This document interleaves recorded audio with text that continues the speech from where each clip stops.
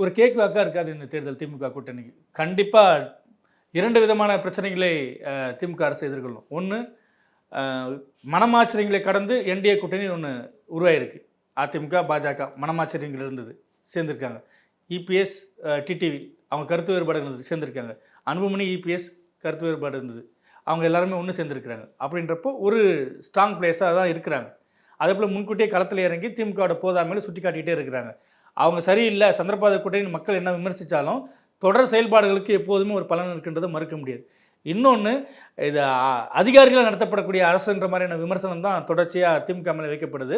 அவங்க கொண்டு வரக்கூடிய சிறப்பான திட்டங்கள் அது மிக மோசமான கவர்னன்ஸ், பெஸ்ட்டு ஸ்கீம்ஸு பட் மோசமான கவர்னன்ஸ்னு வச்சிங்களேன்.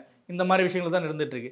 அதே போல் புதுசாக கூட்டணிக்குள்ள ஆட்கள் வரும்போது பழைய ஆட்கள் பாரம்பரியமான திமுகவில் வந்துட்டு கொஞ்சம் மனசோர்வுக்கு ஆளாகுங்கன்றதும் உண்மை தான்.